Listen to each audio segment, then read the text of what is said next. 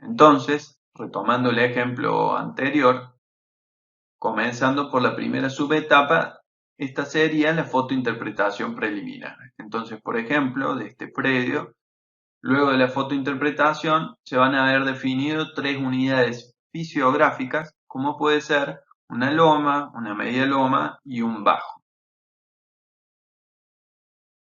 Eso lo vamos a haber hecho con distintas herramientas, como decía, como puede ser una carta topográfica, como puede ser el trabajo con imágenes satelitales, con herramientas de software de trabajo con imágenes satelitales, como puede ser la construcción de un perfil longitudinal, con cartas de suelo y todos los antecedentes que tengamos a la mano. Luego vamos a ir al campo y vamos a hacer la descripción de los perfiles. Por ejemplo, en este caso en la loma se encontró y se describió un aplustol típico, en la media loma un aplustol léntico y en el bajo un argiustol típico. Por último, una vez que hemos ido al campo y tenemos la descripción de los perfiles, vamos a hacer el ajuste de los límites con las dos informaciones. Fíjense, al momento de hacer las unidades fisiográficas habíamos definido los lugares en donde íbamos a ir a hacer las calicatas o pozos de observación, que en este caso son las marcas verdes. Además, se hacen chequeos. Los chequeos son pequeños pozos o calicatas de menores dimensiones que se utilizan justamente para diferenciar o ubicar los límites entre una unidad y la otra. Por ejemplo, en esta zona se hicieron 2 chequeos y lo que se observó es que este chequeo era muy parecido al suelo descrito en esta zona, que era un aplustol típico, y este chequeo era muy parecido al suelo descrito en esta zona, un aplustol ético. Entonces, si los chequeos son distintos, quiere decir que por entre medio pasa el límite. Eso podría no ser así como es en este caso, en donde se hicieron los 2 chequeos y los 2 chequeos dieron parecido a este aplustoléntico. Entonces quiere decir que el límite no existe en este lugar, sino que existe más arriba. En este caso se hizo un chequeo aquí y este chequeo dio parecido o igual a este aplustol típico. Este dijimos que daba parecido al aplustoléntico, entonces quiere decir que el límite se corre o se ajusta a la línea punteada. Entonces, una vez que se hace este ajuste, en el caso de que hiciera falta, ya disponemos de las unidades fisiográficas, hicimos el ajuste de límites, caracterizamos internamente el perfil, por lo que ya estamos en condiciones de obtener el mapa básico de suelo. Este mapa básico de suelos es un mapa de unidades cartográficas, el cual en este caso se definieron 3 unidades cartográficas, RG, LC y LT. RG corresponde a una unidad fisiográfica loma, taxonómicamente es un aplustol típico y ocupa 40 hectáreas del predio. LC pertenece a la media loma, es un aplustol léntico y ocupa 45 hectáreas. Y LT corresponde a la unidad fisiográfica bajo y es taxonómicamente un aplustol típico y ocupa 56 hectáreas. La etapa 3 es la clasificación utilitaria de esas tierras. ¿En qué consiste esto? Justamente es en clasificar por su utilidad a los distintos suelos que se encontraron en el predio. Quédense tranquilo, esto lo van a ver en mayor detalle en manejo de suelos y lo van a poder aplicar sin problemas a prácticas profesionales. ¿Cuáles son las clasificaciones utilitarias que van a ver? Capacidad de uso, índice de productividad e índice de Story para la aptitud de riego. Entonces, siguiendo con el ejemplo, van a tomar las unidades del mapa básico del suelo y a cada una de las unidades cartográficas le van a asignar una capacidad de uso. En este caso, la unidad cartográfica que estaba más arriba se la clasificó como una clase 3EC, la del medio 3S también, y la del bajo como 3C. Entonces, ¿qué podríamos hacer a continuación? Sería juntar los que tienen las unidades cartográficas, que tienen las mismas capacidades de uso, y llegar así al último mapa, que es el mapa de unidades de capacidad de uso.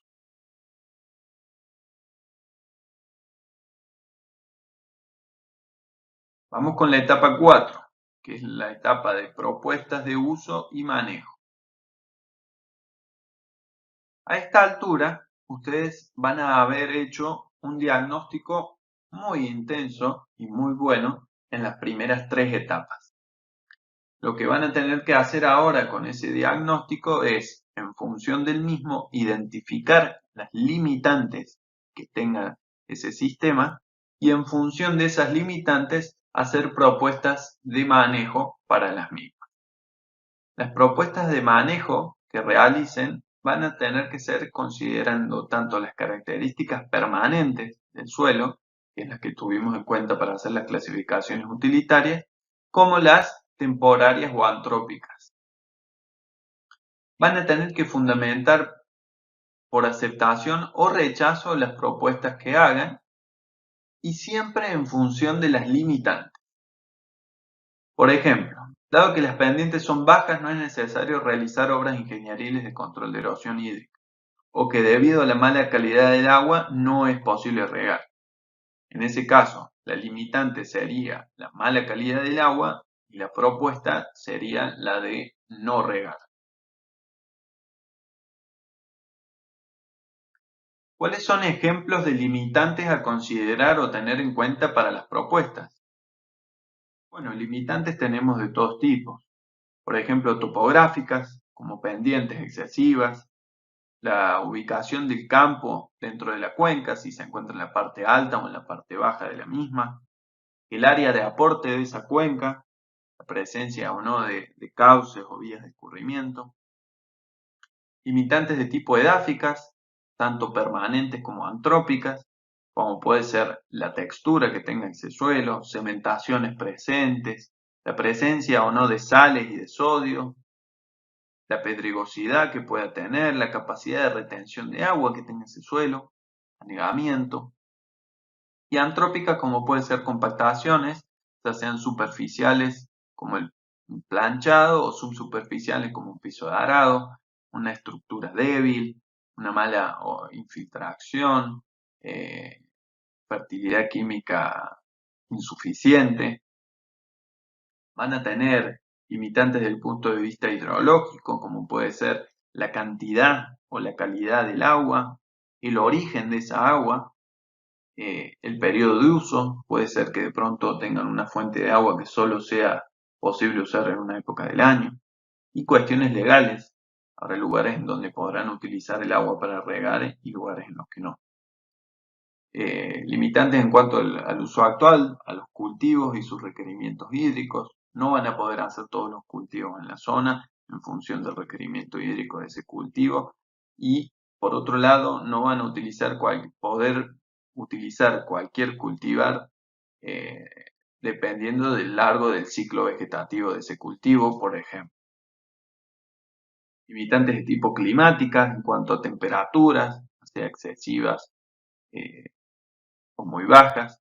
El periodo de heladas, podría yo tener un periodo libre de heladas muy chico que me deje una ventana bastante pequeña, lo que me haría que del abanico de posibilidades de cultivo a realizar yo tenga que acotar o elegir algunos pocos. La presencia de vientos muy secos o fuertes en el caso del suelo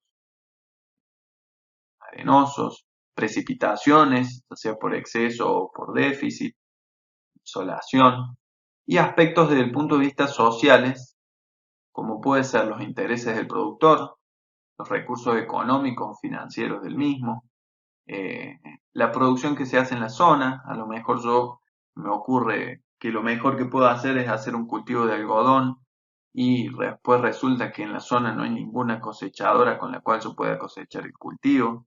El mercado, es decir, si voy a tener a dónde vender la producción, la disponibilidad de mano de obra, el costo de la instalación, entre otros.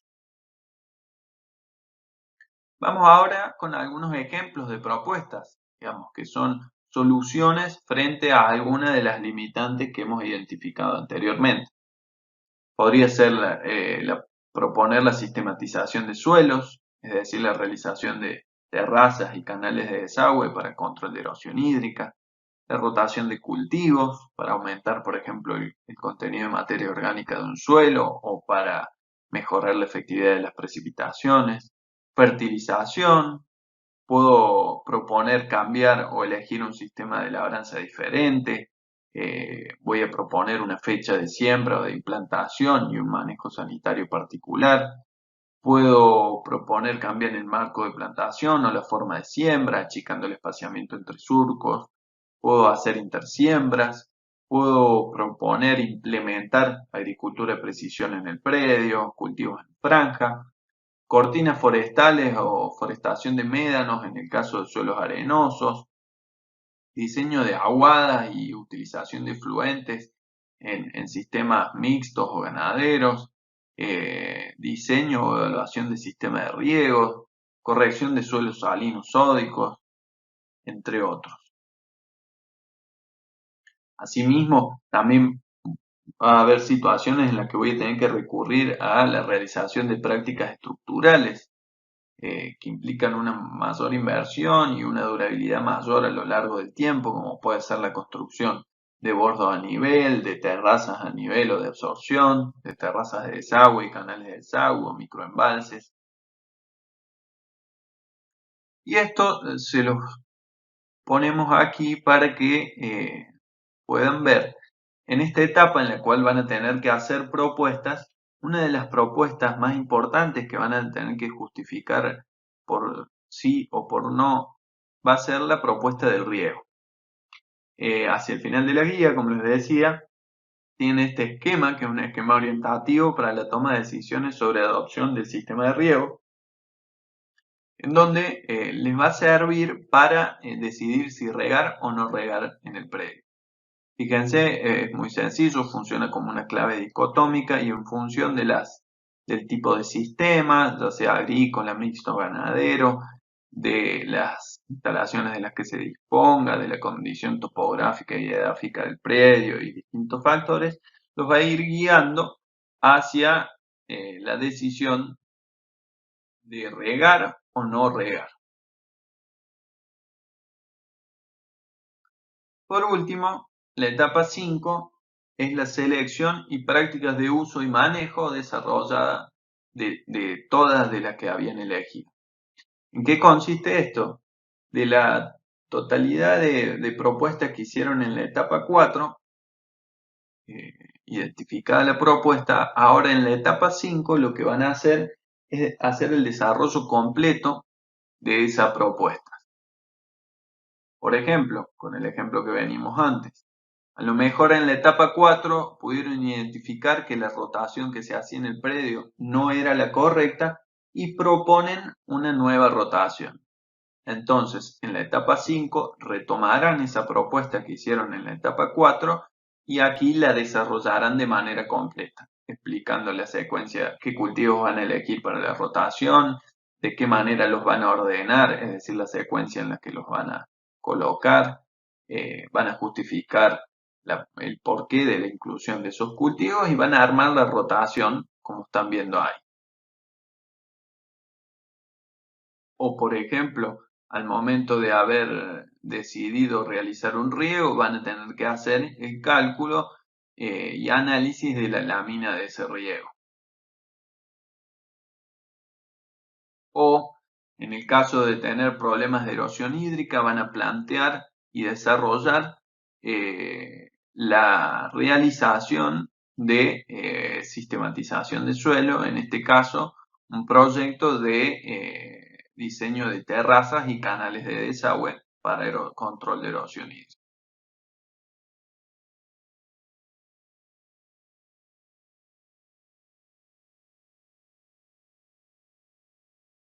Entonces, sintetizando, las etapas de la planificación son 5, son las que fuimos desarrollando a lo largo del práctico y es muy importante que las tengan bien en claro porque a medida que vayamos avanzando con la cursada, vamos a ir transitando por cada una de ellas y obteniendo los productos que surgen de cada una de las etapas, para hacia el final ya lograr tener el trabajo de planificación completo. Ahora vamos a ver un ejemplo puntual para que ustedes se vayan haciendo una idea de un trabajo ya realizado. Por ejemplo, esta sería la etapa 1, que es toda la etapa de recopilación de antecedentes, en donde ustedes van a hablar de la ubicación del predio, presentar un mapa del departamento en el que se ubica, de las formas y los tipos de ingresos de los que se dispone, cómo llegar, las coordenadas de la tranquera por donde se debe entrar. Van a buscar la carta topográfica, van a buscar todos los antecedentes de suelos disponibles, como puede ser un mapa de suelos de la región, como en este caso el Atlas de Suelos en escala 1 en 500.000 del libro Los Suelos de la provincia de Córdoba. Van a ubicar el establecimiento dentro del mapa, eso siempre es muy importante. Y después van a pasar a la etapa 2, que era la confección del mapa básico, con la primer subetapa de la fotointerpretación preliminar, en donde van a buscar, por ejemplo, las fotografías aéreas, como están viendo en pantalla, para poder dividir y fotointerpretar el establecimiento. Entonces, luego de la fotointerpretación, ustedes van a haber hecho una determinación de límites de unidades fisiográficas y van a haber marcado la ubicación de los pozos de reconocimiento u observación. Como por ejemplo, aquí se ha marcado uno en esta zona del predio, uno adentro de esto que parece ser una vía de escurrimiento y uno adentro de esto que parece ser un pozo de infiltración. Y estos dos son chequeos para corroborar límites y además corroborar que los suelos que se encuentren en este lugar, por ejemplo, sean similares al que se va a describir en este otro. Luego van a ir al campo, van a hacer la descripción de los perfiles eh, y de eso van a poder generar un croquis o mapa taxonómico. Para llegar por último a el mapa básico de suelos o de unidades cartográficas, en donde juntaron toda la información de los aspectos externos del suelo, es decir, el mapa de unidades fisiográficas, con todos los aspectos internos del suelo, es decir, la descripción de los perfiles, para llegar y juntar toda esa información en este mapa básico de suelos, en donde se han encontrado, en este caso, 3 unidades cartográficas. Una que se llama OT, una que se llama CBA y otra que se llama MF.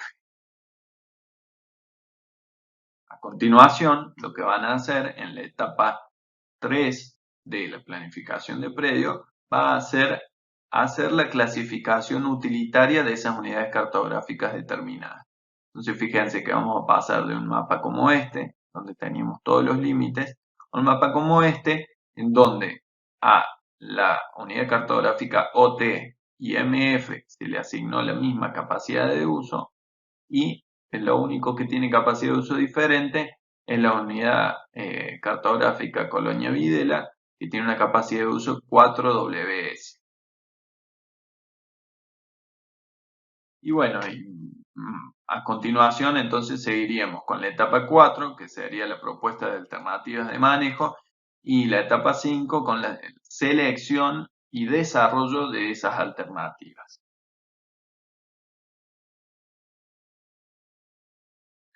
Les dejamos aquí la bibliografía. Está puesto en la guía de trabajos prácticos de prácticas profesionales 1, no dejen de leerla. El manual de manejo de suelo y agua, que es la guía de apoyo teórico práctico. Un libro interesante y que van a tener que utilizar más adelante también es la guía de reconocimiento de suelos de Luis Barberis. El Echevere para toda la parte de lo que es el reconocimiento de los perfiles a campo. Y bueno, ni hablar de los suelos de la provincia de Córdoba, cada uno en 500.000, también les va a ser de gran utilidad.